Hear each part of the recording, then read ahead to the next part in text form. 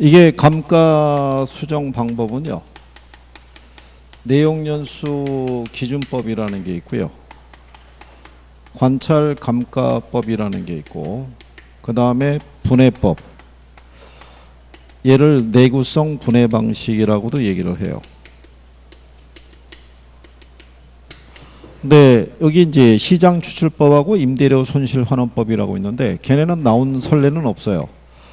이 안에 가게 되면 정액법이라는 게 있고요, 정률법이라는 게 있고, 그 다음에 상환기금법이라고 있어요.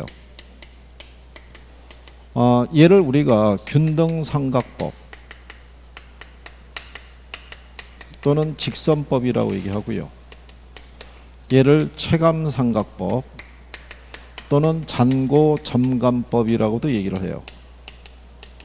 얘는 감채기금법이라고도 얘기하는데요. 일단 원가법이 건물의 가치를 구하는 거기 때문에 원칙적으로 이 방법에서는 얘를 쓰는 게 원칙이에요. 얘를. 그래서 여러분들한테 지금까지 계산 문제가 한 6번 나왔다 그러면 6번 중에 5번이 이걸로 구하라고 나온 거예요. 작년도 이걸로 구하라고 나온 거예요. 이걸로. 네. 그래서 얘는 건물 등에 쓰고요, 얘는 기계류 등에 쓰고요, 얘는 광산 등에 쓰는 개념이에요. 엄밀히 말하면 상환기금법은 감가에 구하는 개념이 아니라 이건 자본 회수하는 방법이에요. 근데 예전에 이제 그렇게 구성이 돼 있으니까 안 바뀌는 경우죠. 자, 그럴 때 제목만 일단 기억하세요. 정액이니까 매년의 감가액이 어때요? 그죠? 균등한 거예요. 얘는 뭐예요? 정률이죠. 그러니까 매년의 상각률이 일정해요. 그러니까 초기에 감가액이 크고요, 가면서 감가액이 줄어들어요. 그래서 체감상각이라는 거예요. 이게. 그러니까 이 정률은 무슨 생각하시면 되냐면 우리가 저기 금융에서 원금 균등 분할 상환 방식이라고 배웠죠. 걔는 매년 원리금이 점점 어떻게 돼요? 줄어들죠. 체감식이라고 했으니까 그거랑 논리가 똑같아요. 건물의 기계류의 가치가, 잔존 가치가 계속 줄어드는데 상각률은 정률을 주니까 감가액이 매년 체감하는 그런 구성이라고 생각하시면 돼요. 그죠? 자, 그러면 이 내용에서 보면요, 9번에 감가 수정 방법 중에서 정액법하고 정률법 및 상환기금법에 대한 설명이라고 해놨죠. 1번에 보면은 정액법은 초기에 감가가 많이 발생하는 기계, 기구 등의 평가에 쓴다. 그러니까 틀렸죠. 2번에 정률법은 건물의 평가에 주로 쓴다고 돼 있죠. 그러니까 1번하고 2번의 제목이 바뀐 거예요.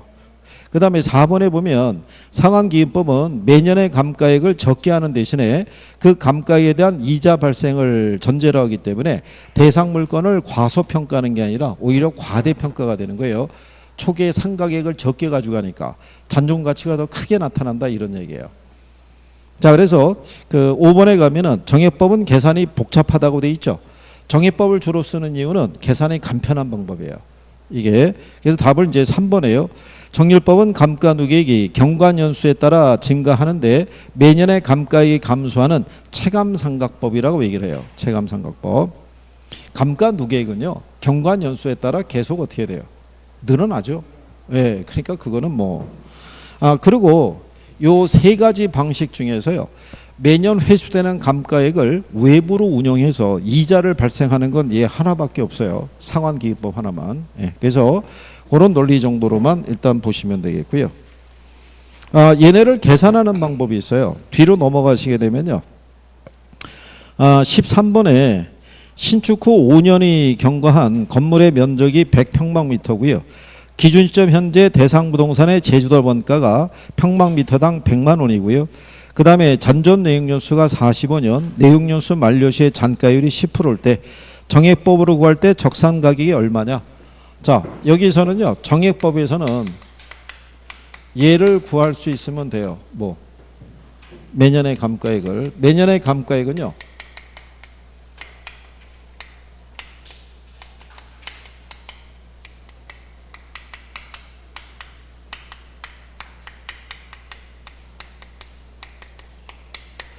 근데 여기 경제적 내역연수는요, 경과연수하고 잔존 내역연수의 합으로 돼 있어요. 이게. 얘는 이것만 구하면요, 뭐를 쉽게 구할 수 있어요? 감가누계액을. 왜냐하면 감가누계액은요, 매년의 감가에다가 경과년수를 곱해서 계산을 해요. 그리고 적산가액은요, 제조달 원가에서 감가누계액을 빼면 되는데, 정해법하고 정률법의 공통점은요, 이거를 알고 있다는 전제예요. 경과년수를. 거기 조건을 보시면 신축 후 몇 년이 경과했대요? 예, 5년이에요. 그래, 뭐만 구하면 돼요? 예, 이것만 구하면 돼요. 근데 거기 보시면 건물의 면적이 100인데요. 100평방미터인데 평방미터당 100만 원이라고 그랬죠. 그러면 100 곱하기 100만 원 하게 되면 얼마 나오겠어요? 1억이죠. 근데 거기 보면 잔가율이 10%라고 주죠. 잔가율은 통상 제로 아니면 10% 줘요. 지난번에 설명해 드렸지만. 근데 원래 계산하려고 그러면요, 10%면 1-0.1이잖아요. 그럼 0.9니까 1억에 0.9 하면은 9천만 원 나올 거 아니에요. 굳이 저렇게 할 필요 없이 1억에 10%면 1천만 원이잖아요. 1억에서 1천만 원 빼면 9천일 거 아니에요. 근데 거기 보시면, 자, 잔존 내역년수가 45년이라고 그랬죠. 그러면 여기다 뭐라고 그랬냐면요, 경과년수가 5년, 잔존이 45잖아요. 그럼 경제적 내역수가 몇 년? 50년. 그냥 50년으로 주기도 하고요. 이렇게 줄 수도 있어요. 그러면 9천만 원을 50으로 나누게 되면 얼마 나오겠어요? 180 나와요. 얘가 180이면 이미 나왔잖아요. 180 곱하기 5 하면 얼마? 900 나온다고요. 900. 그럼 1억에서 900 빼면 9,100이잖아요. 그렇죠? 네, 그래서 답이 1번에 9,100만 원 이런 개념이에요. 지금 뭐 계산까지 다 해달라고 주문하는 건 아니고, 야, 이런 정도다. 예, 그 정도만 해달라 이런 얘기죠. 예. 예. 그 다음에 이제 뒤로 넘어가시게 되면요, 16번에 비교 방식이 있는데요. 비교 방식에서 가액을 구하는 게 거래사례 비교법이에요. 근데 이 거래사례 비교법은요, 이론으로 구성을 내기는 조금 쉽지는 않을 거예요. 근데 요거 하나 정도는, 자, 거래사례 비교법에 보면요, 사례 선택 기준이 있죠. 사례 선택 기준이 몇 가지 있어요? 사례 선택 기준이 몇 가지? 예? 뭐 네 가지라는 거야? 어? 아니, 이천여 다음번에 꼭 옆판 줘. 옆판 주라니까. 어? 왜 얘를 자꾸 혼자 방치하는 거야? 어? 네 가지가 뭔지 모르죠. 그러면 우리가 그때 이렇게 얘기했죠.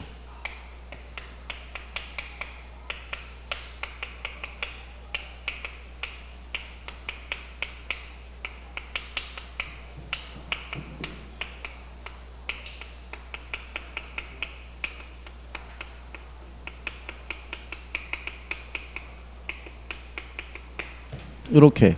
그래서 사례 가격으로부터 우리가 사시지계면하면 된다고 그랬죠. 근데 여기 있는 면적은요, 이게 개별 요인에 속하기 때문에 특별한 차이가 없으면 그냥 개별 요인에 포함시키는 거예요. 요거 네 가지가 사례 선택 기준이에요. 사정 보정, 시점 수정, 지역 요인, 개별 요인. 그러니까 요게 요거거든요. 위치의 유사성이 있죠.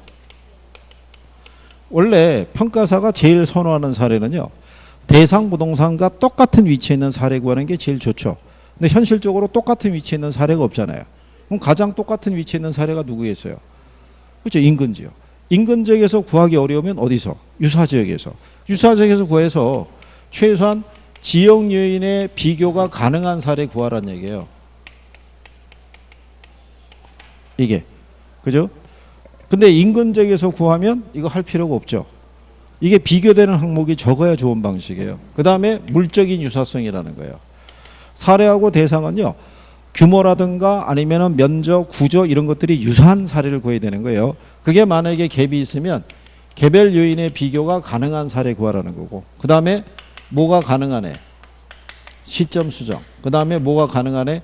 사정 보정이 가능한 사례를 구하라는 거예요. 이거 네 가지예요. 그러니까 여기 다 들어가 있죠.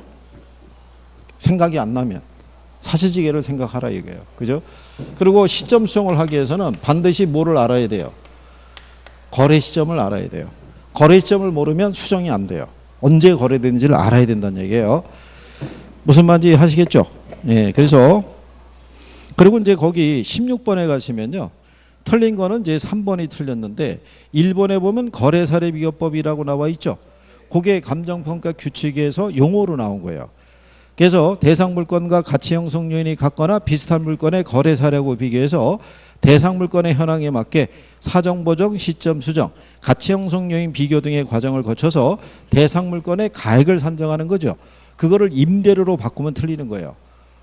그렇게 쭉 가다가 그래서 이제 그런 내용을 알아두시면 되겠고요.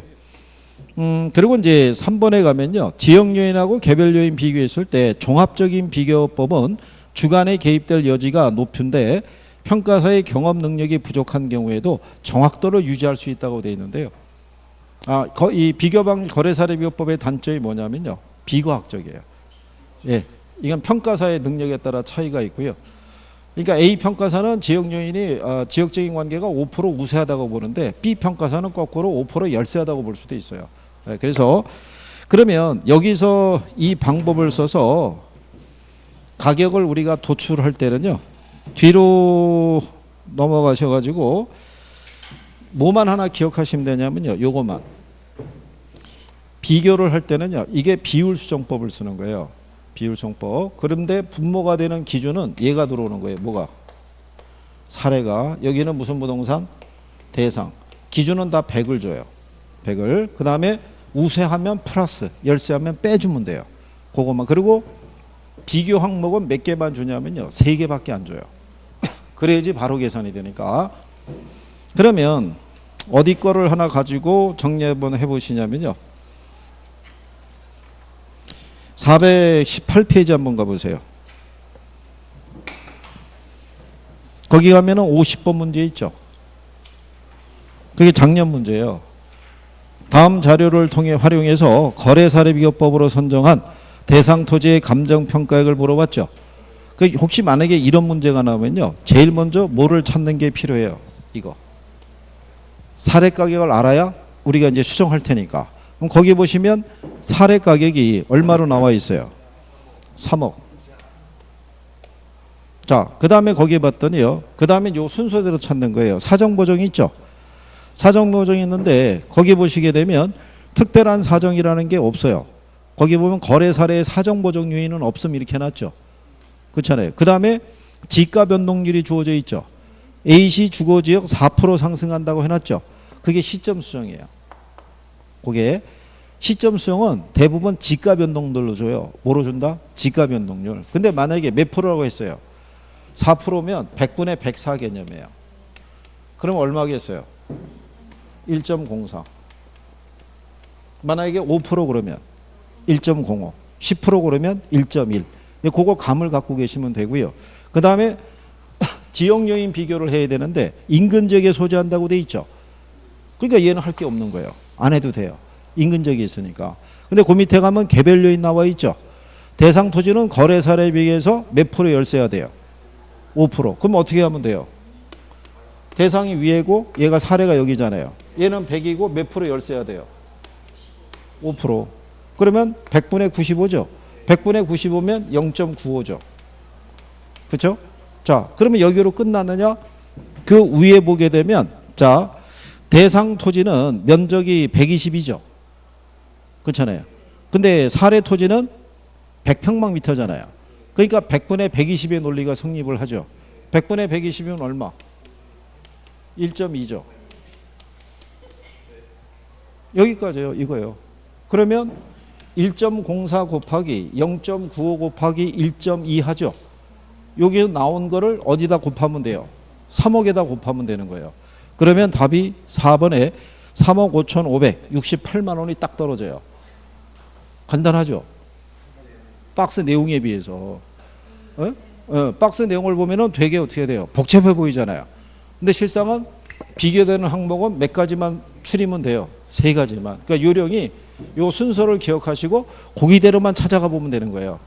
그래서 이게 훈련이 좀 되면은 3방식 중에서는 이 정도는 나오면 혹시 할 수 있다. 근데 그것도 가는 동안에 푸시면 안 되고 마지막에 이론 다 풀고 혹시 계산을 내가 해볼 때 자신 있는 걸로 한번 해보시라 이런 얘기죠.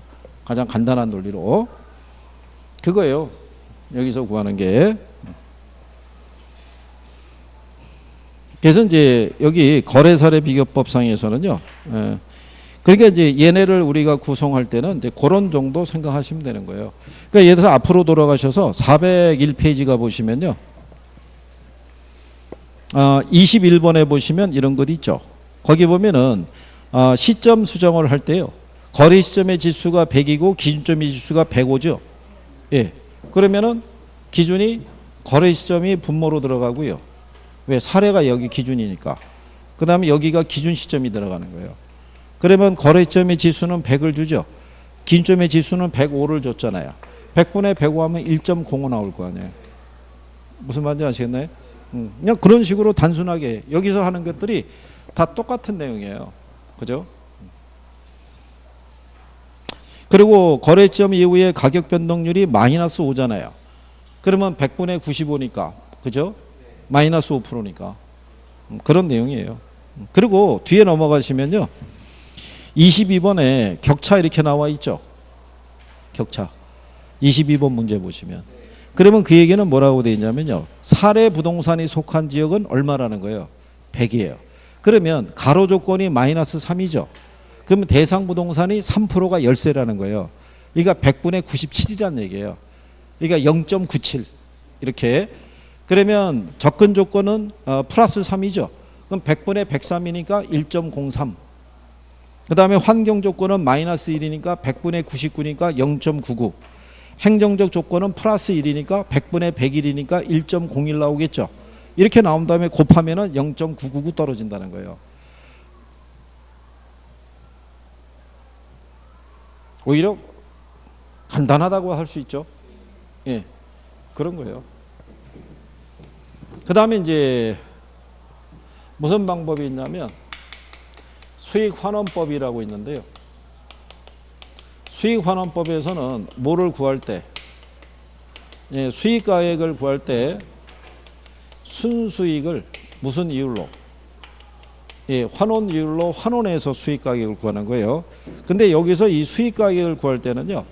얘는 그냥 주고 예, 여기서부터 구하라고 유도할 수가 있어요. 그러면 여기 구하는 거는 가유순 아시죠? 예, 이렇게 내려와서 순수익을 구해가지고 수익가액 구하라. 이렇게 할 수도 있는 거예요. 그러니까 요건은 간단하게 준다 안 준다? 간단하게 줘요. 그리고 거기 뒤로 잠깐 넘어가셔서 28번 있죠? 28번에 가면 환원율 나와 있잖아요. 거기 가면은 재매도 가격하고 매수 가격 이런 거 나와 있죠. 예, 이거는 그냥 참고하셔도 돼요. 그게 무슨 얘기냐면 부동산을 수명이 다할 때까지 보유하죠. 그죠? 철거될 때까지. 그러면 중간에 자본의 수를 고려할 이유가 있어요, 없어요? 없어요. 근데 만약에 한 3년에서 5년 정도 보유한 다음에 부동산을 다시 팔아버릴 수가 있잖아요. 그때는 자본회수를 상각률을 감안한다고요. 그러니까 쓰는 방법이 틀린 거예요. 그냥 이렇게 지문으로 들어올 수는 없어요. 무슨 말인지 아시겠어요? 방법이 차이가 있어서. 예, 그래서 그 28번에 대한 거는 나중에 제가 그 요거 이제 문제집 끝나고 모의고사 하고 그럴 때 한번 예를 들어서 설명을 해드리는데 아주 오래전인 12회니까 2001년도쯤이에요. 그때 한번 문제로 활용했던 적이 있어요. 그때. 예, 그래서 뭐 참고하셔도 되니까 너무 신경 안 쓰셔도 되고. 자, 대신에 여기 있는 요 환원율을 구하는 방법이 있죠. 환원율을 구하는 방법이 뭐 있었어요? 시장 추출법, 그 다음에 조성법, 그 다음에 투자결합법, 그 다음에 에루드법, 그 다음에 부채감당법. 그래서 우리가 글자만 따면 시조12라고 얘기를 해요. 이렇게 제목만 물어본 적도 있고요. 만약에 따로 낸다 그러면 이렇게 3개 정도밖에 없는데요. 얘는 환원율 구하라고는 못 내고요. 산식이 복잡하기 때문에 에르도법은 지분 투자자 입장을 중시해요. 그래서 우리가 그때 LG라고 얘기했었어요. 그런데 얘는 환원 대상이 되는 수익을 세전 현금 수지 써요. 그래서 뭐를 반영을 못한다고 그랬어요. 소득세 반영을 못한다는 거. 예, 그거 하나 더. 부채감당법만 유일하게 누구의 입장에서? 저당 투자자의 입장에서 환원율, 수익률 계산하는 거예요. 그래서 얘가 환원율을 계산하는 방법은 어떻게 된다고 그랬어요? 부대상이라고 그랬어요. 부채 감당률 있죠? 곱하기 대부 비율. 곱하기 뭐? 저당상수. 이게 한번 계산 문제로 나온 적이 있어요. 그 다음에 투자결합법 있죠? 물리적 투자결합법이 있고요. 금융적 투자결합법이 있는데 얘가 제목이 물리적이니까 부동산은 토지와 건물의 합으로 돼 있다는 거예요. 근데 토지로부터 발생하는 수익하고요. 건물로부터 발생하는 수익이 같아요, 틀려요? 이게 틀리다는 거예요. 같다 그러면 틀리는 거예요. 이론으로 나올 때 금융적은 부동산이 지분과 저당의 합으로 돼 있다는 거예요. 그런데 지분 투자자가 요구하는 수익률을 하고요. 저당 투자자가 요구하는 수익률이 서로 다르다는 거예요. 얘가 따로따로 구해서 가중 평균한 걸로 종합환원율을 구하라는 논리예요. 그러니까 투자결합법에서는 둘의 논리가 같다 그러면 틀리는 거예요. 이론적으로 나왔을 때 그런 정도를 기초로 해서 정리를 하시면 되겠고요. 그래서 거기 30번 문제 한번 가보시면요. 거기 30번 문제에 3번 지문을 보면 2번은 조성법이라고 돼 있죠. 걔는 평가사의 주관 개입이 상당히 큰 방법인데요. 예전에는 조성법에 의해서 환원율을 구하라고 그랬는데 그게 삭제됐기 때문에 지금은 그 논리는 없고요. 3번에 보면 거기 보시면은 저당 투자자의 저당 상수와 지분 투자자의 지분 배당률을 가중 평균해서 자본환원율을 구하는 방법으로 저당 투자자와 지분 투자자의 요구 수익률이 서로 다르다는 점에 근거하고 있다 이렇게 해놨죠. 그러니까 같다 그러면 틀리는 거예요. 그게 예전에 시험에서 답으로 한번 나왔던 적이 있어요. 그리고 에르도법을 4번 지문을 보시면 투자결합법을 개량한 방법으로 세전현금 수지라고 돼 있죠. 그래서 뭐를 반영하지 못한다는 거예요. 소득세를 반영하지 못한다는 얘기예요. 그것도 여러분 시험에 한번 나왔던 적이 있어요. 그게 다음에 에르도법에서 환원율을 구할 때 구성 요건에 해당하지 않는 게 뭐냐? 답이 소득세율이었어요. 세전현금 수지 기준하니까. 그래서 그런 정도 구별하시면 되겠고요. 그 다음에 뒤로 넘어가셔가지고요. 실상은 저기 33번 같은 경우는요. 종합환원율 구하라고 해놨죠. 33번에. 예, 그거 그냥 참고 여기서 구하는 거예요. 물리적 투자결합법 있죠. 얘 토지하고 뭐로 돼 있어요. 예, 그러니까 얘는 이렇게 구하는 거예요. 토지 비율 곱하기 뭐 토지 환원율,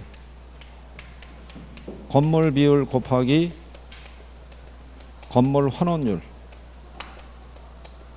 이렇게만 나오면요, 뭐 얼마나 좋겠어요. 예전에 이거 대입해서 수익가액 구하라고 나온 거예요. 거기 보시면 토지 환원율이 몇 프로예요? 예, 5%잖아요. 그리고 거기 보면은 건물의 환원율은 몇 프로? 근데 토지와 건물의 구성 비율이 6대 4라고 그랬죠. 그럼 얘가 60%, 얘가 40%잖아요. 그러면 5, 6, 30이니까 3% 나올 거고 10에 대한 0.4니까 4% 나올 거 아니에요. 두 개 더하면 얼마? 7%. 그 답이 7%예요. 근데 계산에 대한 거는 왜 제가 별도로 얘기하느냐면 저희랑 할 때는 간단해요. 간단한데 혼자서 들어가서 해보면은 이게 또 뭐야 이렇게 나간다고요. 그죠? 그런 문제가 있는 경우죠. 그래서 참고하셔도 된다. 이제 이런 얘기죠.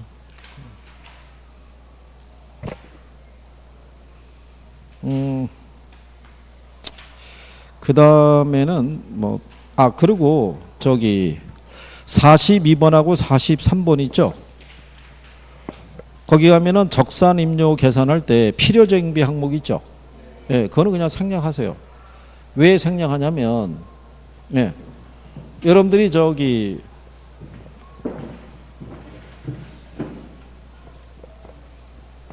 이거 아시죠? 여기서 우리가 공경 부소할 때 여기 경비 있죠? 경비에서 감가상각비 반영해야 하네요. 반영 안 할 거 아니에요. 여긴 반영한다고요.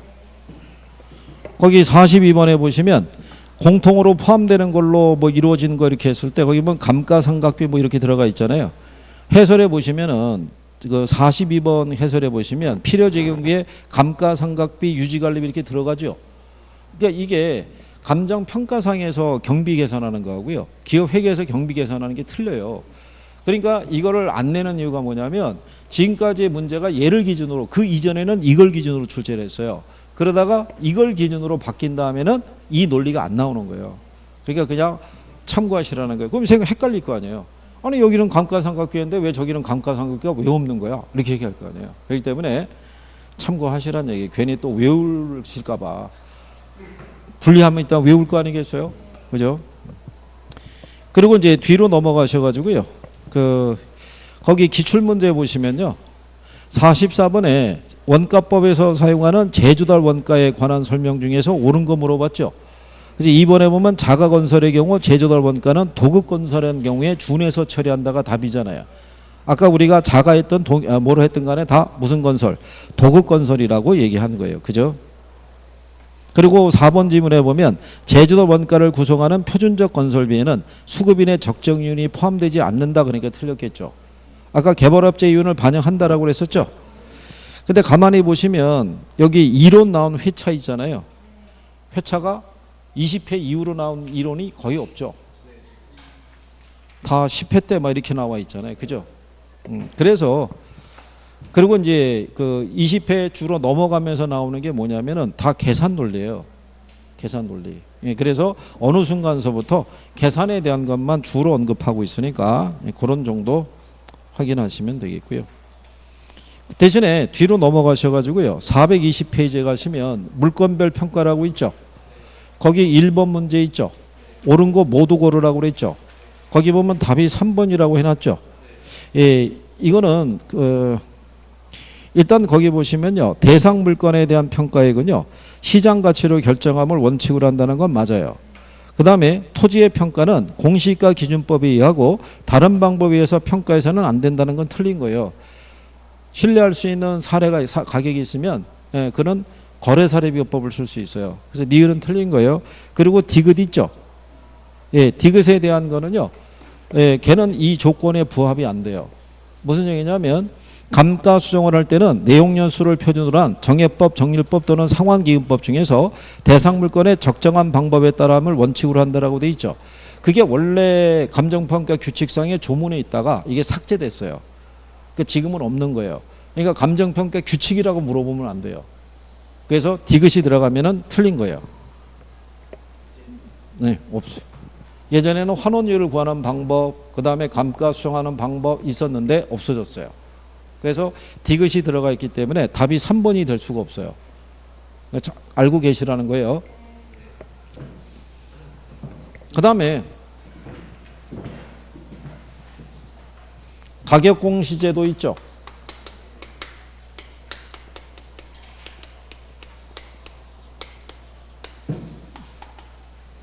우리가 토지 보게 되면요. 표준지 공시가, 개별 공시가, 주택 그러면은 단독주택이 있고 뭐가 있다고 그랬어요? 공동주택. 얘도 표준이 있고 뭐가 있어요? 근데 공동주택만 전수조사한다고 그랬어요. 요거 일단 알아야 되고요. 그 다음에 여기 토지는요. 이거는 감정평가업자가 선정하고요. 이거는 한국감정원에서 구하는 거예요. 이게 감정원 법이 바뀌면서 원래는 주택하고 토지하고 다 감정평가업자가 산정했는데 이 법이 바뀌면서 주택은 한국감정원에서 평가해요. 그래서 이제 감정평가사들이 한번 데모한 적이 있어요. 자기들 일감이 줄어드니까. 그 다음에 얘네 기준했을 때요. 공시기준율이 있죠. 공시기준율이 여기에 기준 시점이에요. 이게 전부 다 1월 1일이라고 그랬어요. 결정 공시라고 틀린 거예요. 그죠? 개별 공시가의 결정 공시일이 며칠이에요? 여기 주택은요. 얘가 5월 31일이고요. 4월 30일이에요. 이렇게. 그러면 표준지 공시가는 며칠? 2월 말일이에요.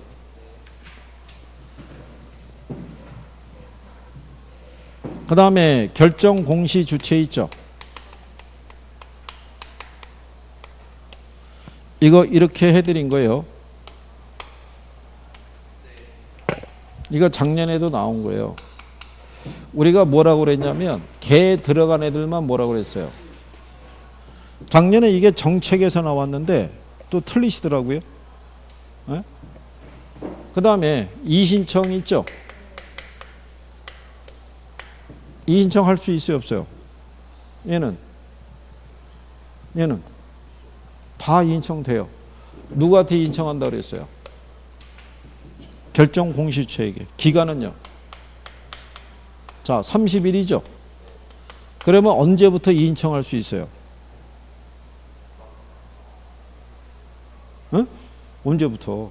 30일만 알고 들어가면 어떡할 거예요? 어?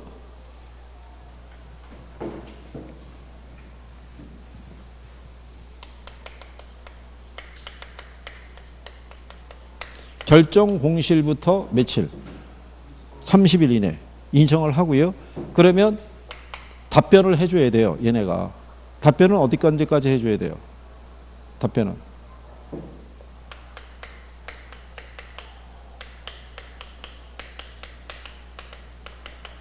이신청 기간 만료일부터 30일 이내에 답변해 주는 거예요.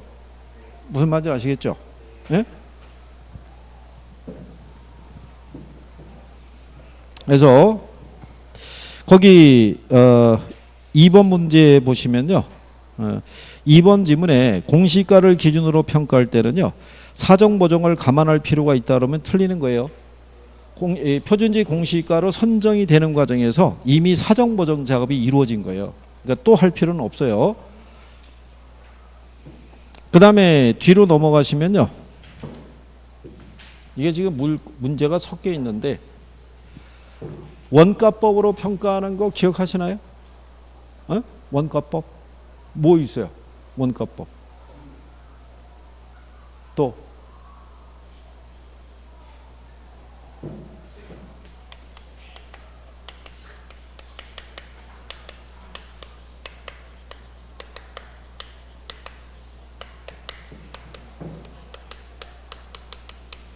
이렇게 적어줬죠. 서론의 소원은 건물 항공기 건설 기계를 갖고 싶다는 게 소원이에요. 여기 선이 뭐겠어요? 선박. 소가 뭐겠어요? 소경목님. 얘들이 다 원가법이에요. 선박, 20톤 이상의 선박, 그 다음에 소경목님, 지름이 작은 묘목 있죠. 건물 항공기 건설 기계 다 무슨 법? 다 원가법이에요. 원가법. 그죠? 그 다음에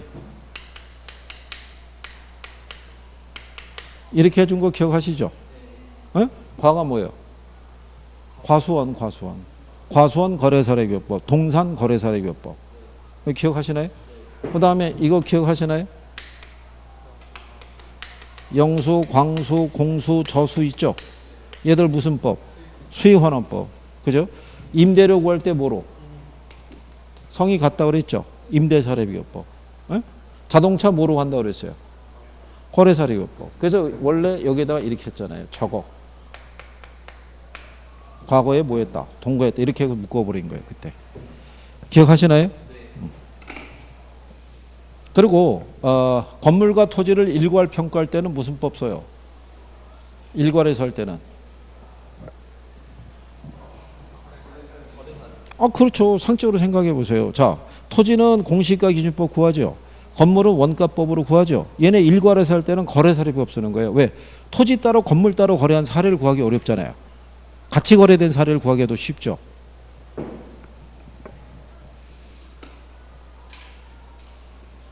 자, 그래서 거기 422페이지에 4번에 보시면 감정평가 대상과 주된 평가 방법을 연결한 것이다. 틀린 거 있을 때 5번에 건물과 토지의 일괄평가가 원가법이라서 틀린 거예요. 그 다음에 그 6번 있잖아요. 6번에 보시면 감정평가하는 규칙상 물건별 평가의 원칙에 대한 설명 중에서 틀린 거 이렇게 해놨잖아요. 근데 1번에 보면 토지의 평가는 거래사례비법에 의한다 이렇게 돼 있잖아요.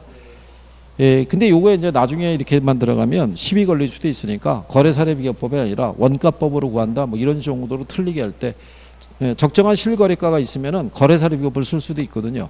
예, 그러니까 때문에 그런 정도로 구별하시면 될 거고요.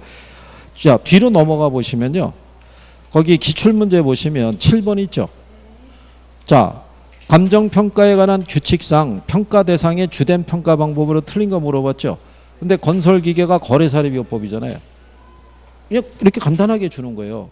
그런데 8번 문제 보면은 감정평가에 관한 규칙상 용어 정의를 물어봤죠. 자, 시장가치, 동일수급권, 기준시점, 적산법 나온 다음에 마지막에 감가수정 있죠.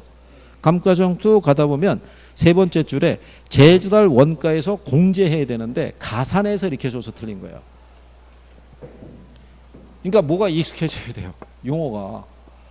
그래서 대부분 이렇게 문장이 길면요. 답이 5번쯤에 있을 가능성이 커요.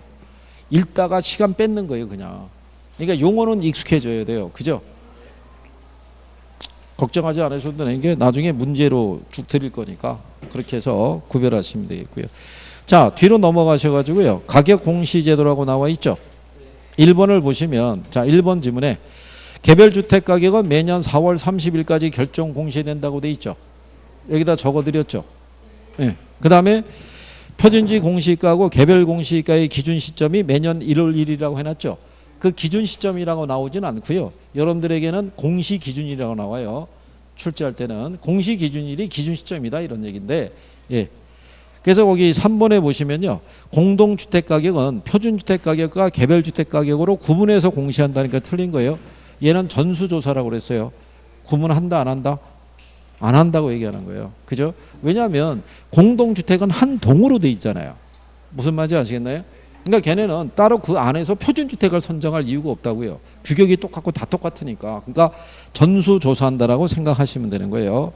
그 다음에 2번에 가시면 표준지하고 표준주택은 국장인데요. 공동주택과 개별주택 가격 및 개별 공시가는 시장군수 구청장이라는 거 틀린 거죠. 개 들어간 애들만 시장이에요. 그죠? 공동주택 들어가면 시장 들어가면 돼야 안 돼요? 안 된다는 얘기예요. 그 다음에 3번에 보시면요. 표준지 공시가의 공시 및 이의신청에 관한 사용으로 틀린 거 물어봤는데요. 거기 3번에 보시면 이거 시험에 나온 거예요. 답으로. 토지 소유자하고 토지 이용자 이외자는 표준지 공시가에 대한 이의를 신청할 수 없다라고 해놨죠. 틀려요. 법률상 이해관계에 있는 사람들도 이의신청을 할 수 있어요. 그래서 3번이 틀리다라고 이렇게 보시면 되겠고요. 그래서 거기 4번에 보시면요. 국장은 이의신청 기간이 만료된 날부터 며칠 이내? 30일 이내. 예, 그래서 그거 예, 그렇게 정리하시면 되겠고요. 그리고 2번에 가면 나와 있죠. 표준지 공시가에서 이의가 있는 사람은 표준지 공시가의 공시일부터 며칠 이내? 30일 이내. 아까 여기도 했잖아요. 공시일부터 30일 이내. 그 다음에 만료된 날부터 며칠 이내? 30일 이내 답변을 해줘야 된다. 이렇게 정리하시면 되겠죠. 무슨 말인지 아시겠죠?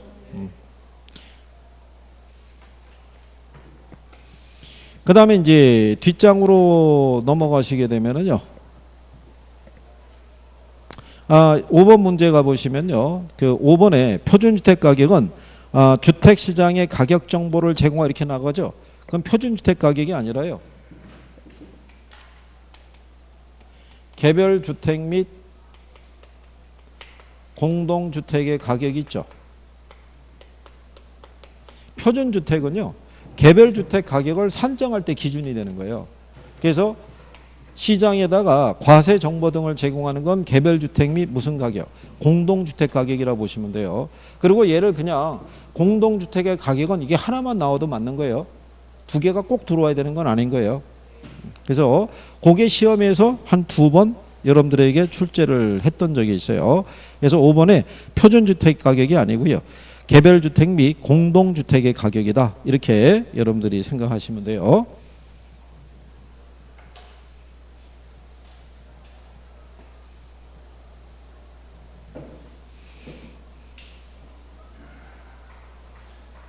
그리고 뭐는 하나 추가로 알아두시면 되냐면요. 표준지 공시가의 공시사항이 있죠. 그거는 이제 정리는 한번 하셔야 돼요. 그거는. 그리고 나중에 감정평가 절차상에 우리 여기 문제상에서는 포함이 안 되어 있는데 감정평가 절차상에 기본적 사항을 확정하는 게 있어요. 감정평가를 의뢰인하고 감정평가업자하고 그래서 그 사항이 한 8가지 사항이 있는데 한 번 정도는 활용할 가능성이 있어요. 한 번 정도는. 그거는 정리를 해드릴 거예요. 내용이 간단해요. 감정평가를 의뢰한 사람이 있죠.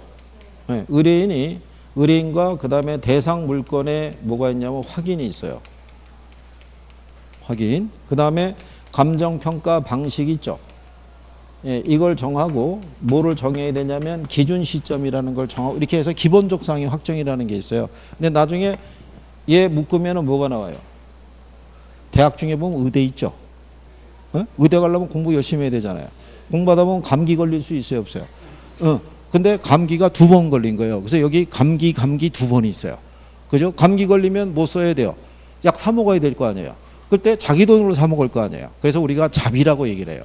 그래서 나중에 여기 가면 의대 감기 자비 이렇게 하면은 거기가 정리가 돼요. 그래서 나중에 항목을 맞추면 돼요. 에? 이렇게 얘기하는 거는 다 정리해서 드린다는 얘기죠. 예, 그러니까 걱정하지 않으셔도 되더라 이런 얘기죠. 자, 이쪽도요. 뒤로 넘어가셔서 432페이지 가면은 기출문제 나와 있죠. 기출은 간단하게 줘요. 12번에 가보시면은 4번에 개별 공시가에 대해서 이의가 있는 사람은 결정 공실부터 60일이라는 거 틀렸겠죠. 그 다음에 13번에 가게 되면요. 4번에 표준주택은 단독주택과 공동주택 중에서 각각 대표성 있는 주택을 선정한다고 돼 있죠. 공동주택은 표준주택 선정 안 하잖아요.